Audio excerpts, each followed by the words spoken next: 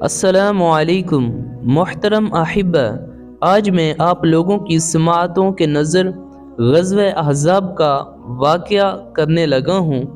غزوہ احزاب کو غزوہ خندق بھی کہا جاتا ہے۔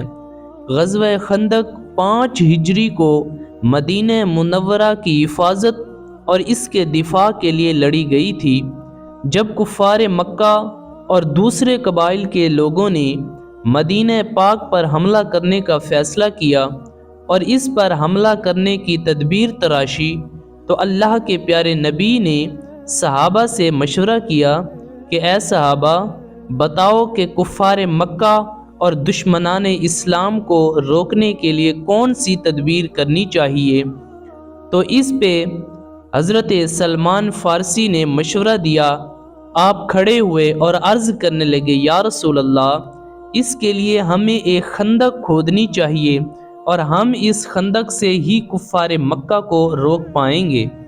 حضرت سلمان فارسی کے اس مشورے پہ سب کا اتفاق ہوا اور خندق کی کھدائی شروع کر دی گئی۔ تو اللہ کے پیارے نبی نے ہر قبیلہ کے لیے خندق کھودنے کی ایک حد مقرر کر دی، اور خندق کی کھدائی میں رسول اللہ بھی شامل ہو گئے۔ جب خندق کی کھدائی مکمل ہو گئی تو رسول اللہ نے خندق کے دروازے بنائے اور ان دروازوں پہ محافظ صحابہ کو مقرر کر دیا، اور حضرت زبیر بن العوام کو سب صحابہ کا سردار مقرر کر دیا۔ اور جب کفار مکہ نے مدینہ پاک پر حملہ کر دیا تو مسلمانوں نے ڈٹ کر جرت اور بہادری کا مظاہرہ کرتے ہوئے مقابلہ کیا۔ عمر بن عبد ود، جو کافروں کا بہت بڑا سردار تھا، اس کے بارے میں کہا جاتا ہے کہ یہ 1000 کے مقابلے میں لڑا کرتا تھا۔ جب وہ حضرت علی کے مقابلے میں آیا تو کہنے لگا، اے علی، میں تمہارے مقابلے میں نہیں لڑوں گا، کیونکہ تمہارا باپ اور میرا باپ میں بڑا یارانہ اور دوستی تھی۔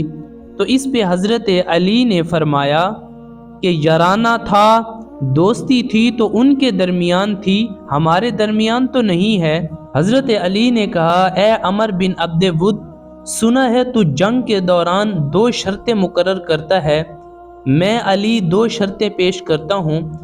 پہلی شرط کہ اسلام قبول کر لو، اور دوسری شرط یہ ہے کہ اگر اسلام قبول نہیں کرنا تو میرے ساتھ جنگ کرو۔ تو اس پہ عمر بن عبد ود کہنے لگا، میں اسلام تو قبول نہیں کروں گا لیکن جنگ کے لیے تیار ہوں۔ تو جب وہ حضرت علی کے مقابلے میں آیا تو حضرت علی نے ایسی جرت اور بہادری کے ساتھ وار کیا کہ عمر بن عبد ود کافر کے جسم کے 2 ٹکڑے کر کے رکھ دیے۔ اللہ اکبر! تو اللہ نے مسلمانوں کو نصرت اور فتح یابی سے نوازا اور کفار مکہ اور دشمنان اسلام کو نیست و نابود کر دیا۔